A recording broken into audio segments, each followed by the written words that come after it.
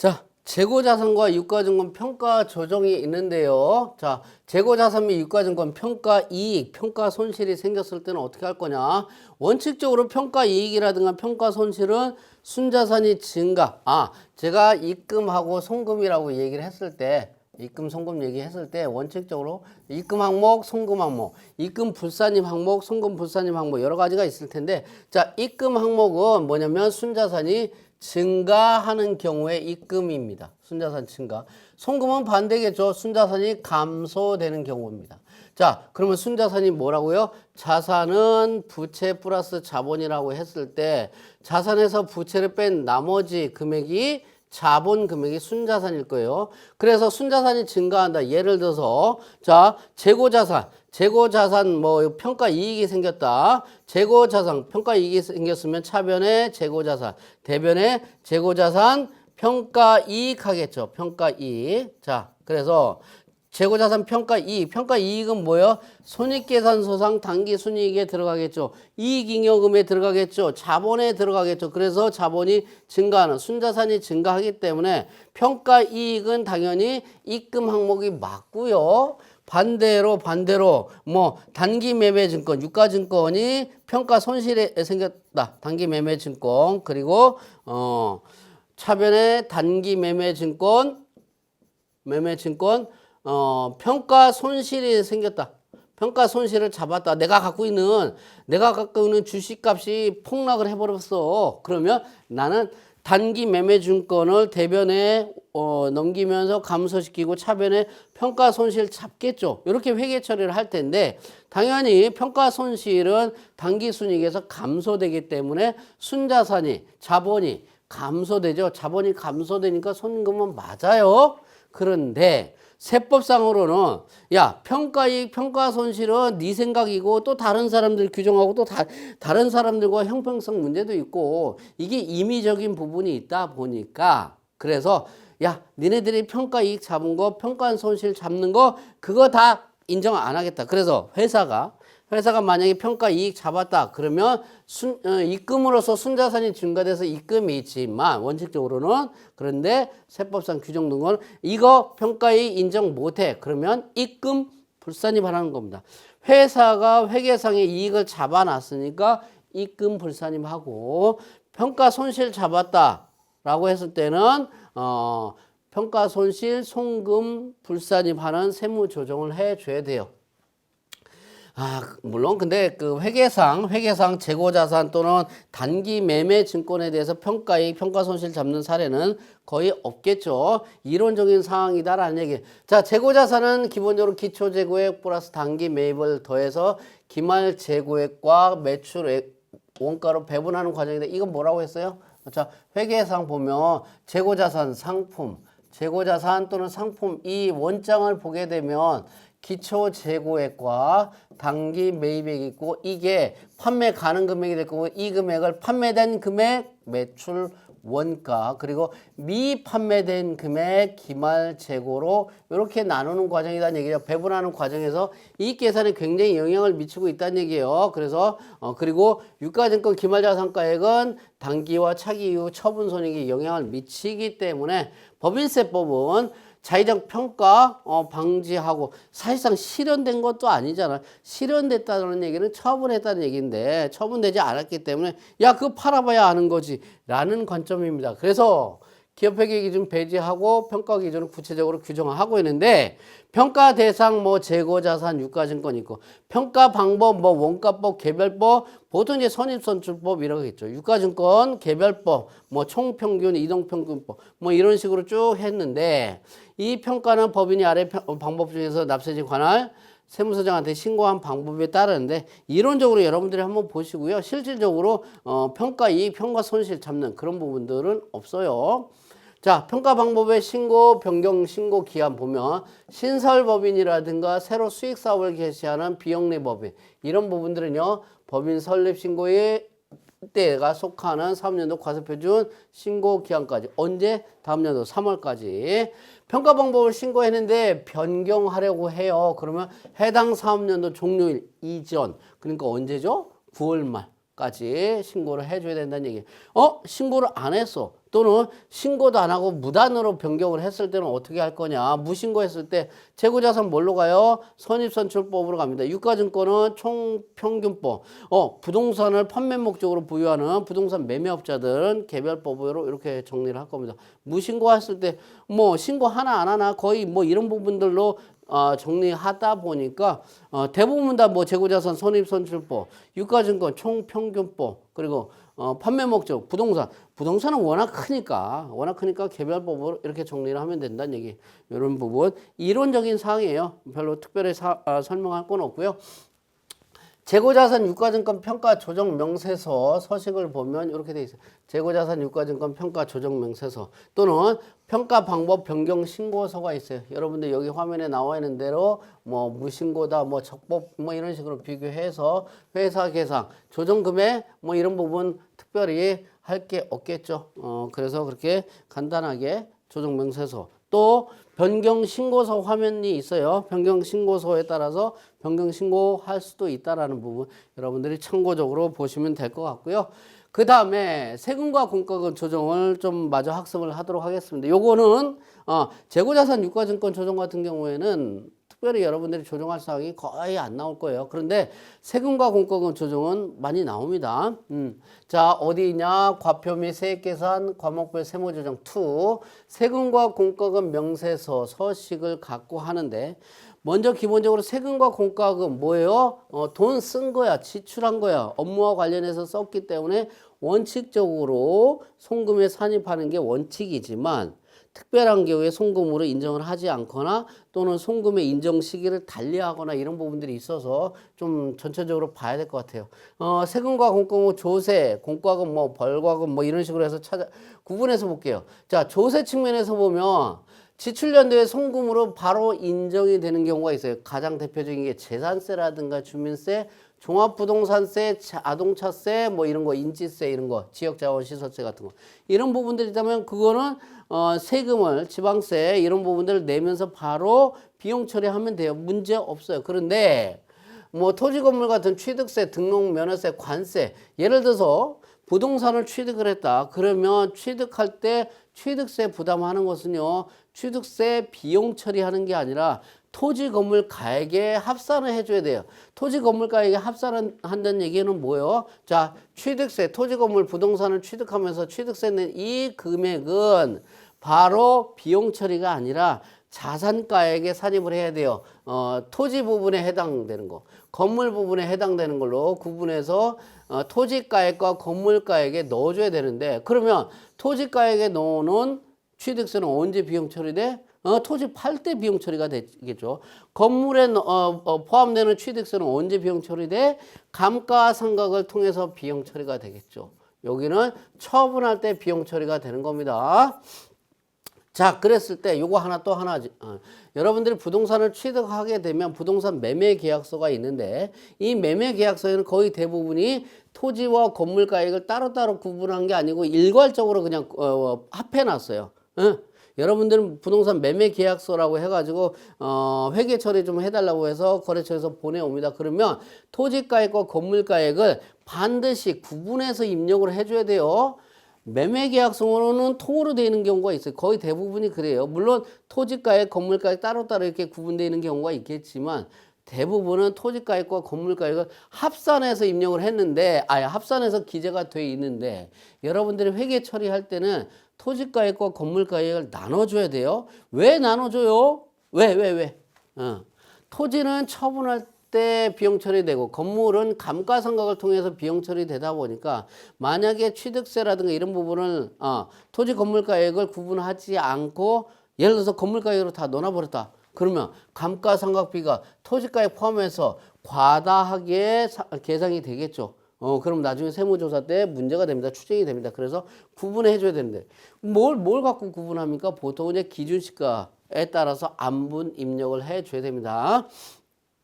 자, 요렇게 되고요. 자산 처리한 다음에 송금이 인정되는 부분, 그리고 아예 송금으로 인정하지 않는 부분이 있어요. 대표적인 게 뭐냐면 법인세 및 법인 지방소득세, 농어촌 특별세 같은 거는 아예 송금으로 인정을 안 해요. 자, 법인세도 돈 내느라고 지출된 건데 왜 인정을 안 해주느냐? 이건 두 가지 경우를 관점에서 설명을 할 수가 있는 게, 첫 번째는 뭐냐면 자, 당기 순이익이 생기면 그 당기 순이익에 대해서 주주들 배당도 가져가고 또 거기에서 법인세도 가져가고 그래요. 자, 주주가 배당 가져갈 때 뭐예요? 뭐 이익 처분의 상황이니까 이익 처분에 관한 것은 송금으로 처리하는 게 아닙니다. 그래서 배당 가져가기 전 당기 순이익에 대해서 법인세 과세되니까 배당 가져가는 거에 대해서는 뭐예요?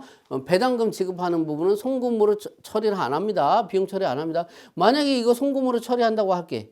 배당금 지급한 거. 자, 회사를 운영하면서 대표이사가 가져가는 급여는 당연히 비용으로 손익계산서 수익 비용에 들어가 있다라는 얘기입니다. 그런데 주주들이 가져가는 배당금에 대해서는요. 배당금 지급액은 여기 비용으로 들어가지 않습니다. 이익 처분의 성격이란 얘기예요.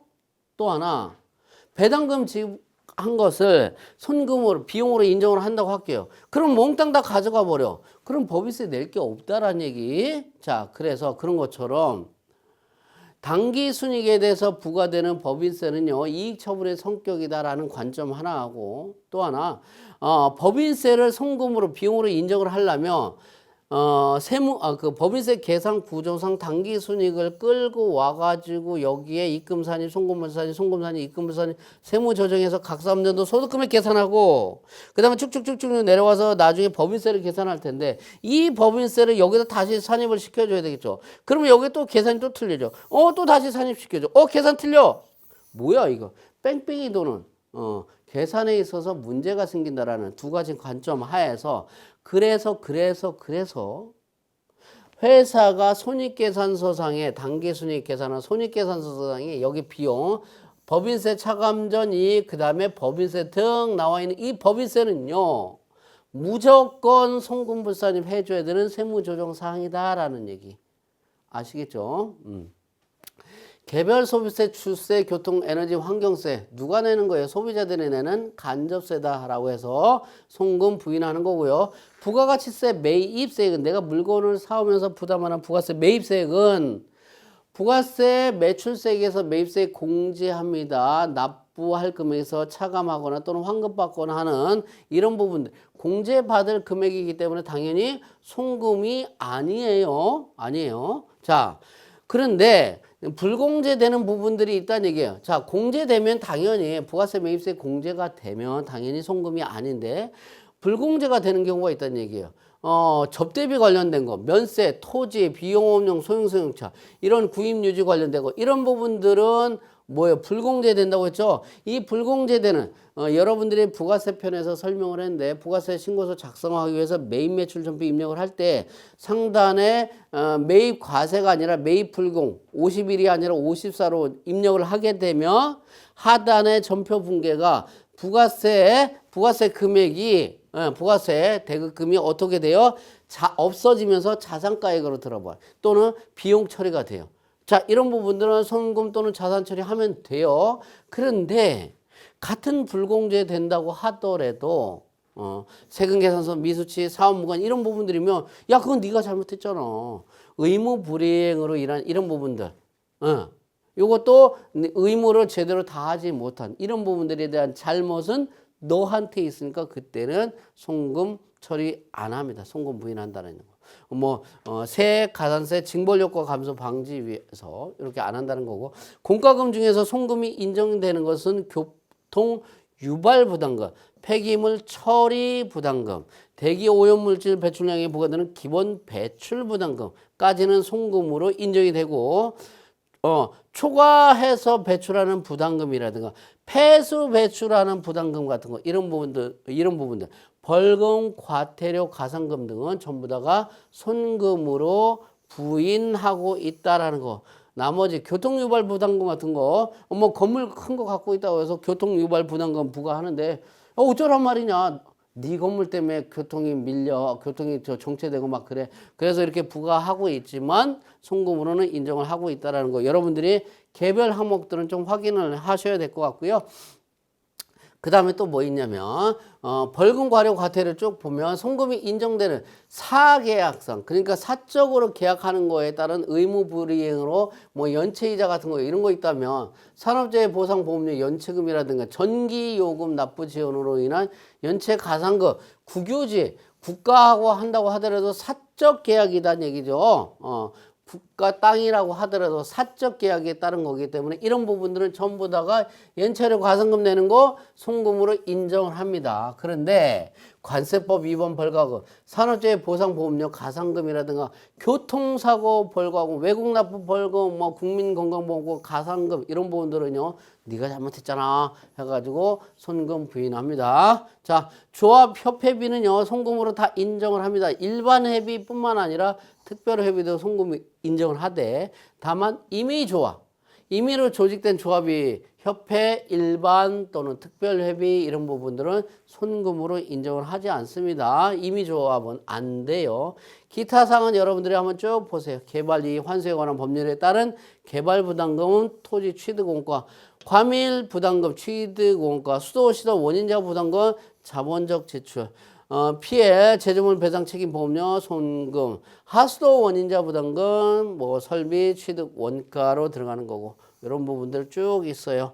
중소기업 핵심 인력 성과 보상 기여금, 내일 채용 공제죠. 이런 부분들 불이익도 송금 처리되고 있다라는 이 내용들을 여러분들이 세금과 공과금 중에서 어떤 것은 송금 인정되고 어떤 것은 송금 부인되는 거고, 또 송금 인정된다고 하더라도 자산 처리해야 되는 거 어떤 건지 이 내용들을 여러분들이 알고 있어야지만이 세무 조정을 할 수 있다는 얘기예요. 자, 그랬을 때 근데 잠깐 제가 그 여러 가지 항목들 중에 법인세라든가 이런 부분들을 재무제표를 보고 즉시 세무조정 했었는데요. 그런 얘기를 할 수 있는데, 오케이, 그게 맞다는 얘기. 그렇게 질문하는 학생들은 공부를 잘 하고 있다는 얘기죠. 열심히.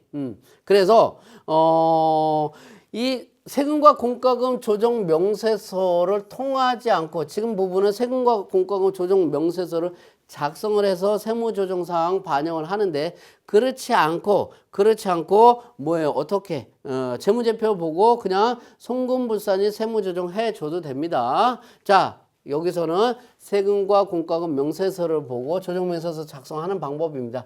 자, 세금과 공과금 명세서 클릭해서 해당 거래 송금불산이 요 화면이 쭉 뜰 거예요. 세금과 공과금. 그러면서 뜨면 여기 쭉쭉 세금과 공과금 관련된 이런 부분들이 쭉 나오는데, 여기에 뒤에 맨 우측에 송금 산입되냐 송금불산이, 여기 표시 송금불산입되는 것만 체크를 해주면 돼요. 나머지는 다 송금 산입되는 거니까. 경찰청 뭐 예를 들어서 뭐겠어요? 과태료 같은 거.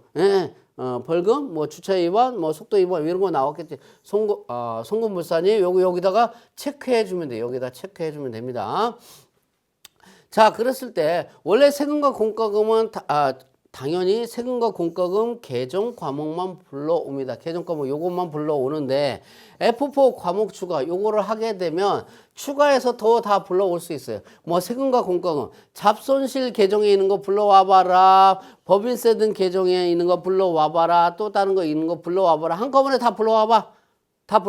다 불러와서 한꺼번에 여기다 여기 그러면 요거 해서 요거까지 하면 요 세금과 공과금뿐만 아니라 잡손실 법인세 등 개정이 있는 것도 다 불러와요. 그래서 여기 우측에서 송금부산이 표시만 착각착각 해주면 된다는 얘기입니다. 그래서 요거 개정 등록하고 그 다음에 F12 불러오기를 하면 전표 자료 불러오기, 뭐 세금과 공과금, 잡손실 뭐 등등등 여러 가지 나오는 거 오케이 확인해 가지고 불러와서 화면이 정리가 되면 여기서 개별적으로 체크해 주면 된다는 얘기입니다. F4 과목 추가 클릭해서 계정 등록 팝업창 열리고, 그리고 여러 가지 비용 해서 등록해 가지고 F12 불러오기 하면 나머지 쭉 다. 그런데 다시 잡손실 계정도 원장을 조회해서 세무조정을 직접 하거나 손익계산서 보고 법인세 비용을 조정을 직접 할 수도 있다라고 했고, 여기 세금과 공과금 명세서에 여기 다 불러와서 여기서 체크해서 반영을 할 수 있다는 얘기예요. 자, 그래서 어떻게 F3 조정 등록 클릭해가지고 반영하고 세무 조정은요 개별적으로 하는 겁니다. 뭐 토지 관련된 거 송금물산 유보, 뭐 벌금 같은 거 기타 사유의 유출 항목별로 별도로 구분해서 처리해줘야 돼요. 왜? 소득처분 사항이 또 틀려지잖아요. 이런 부분을 계정별로 별도로 구분해서 처리한다라는 얘기. 이렇게 정리하면 되겠습니다.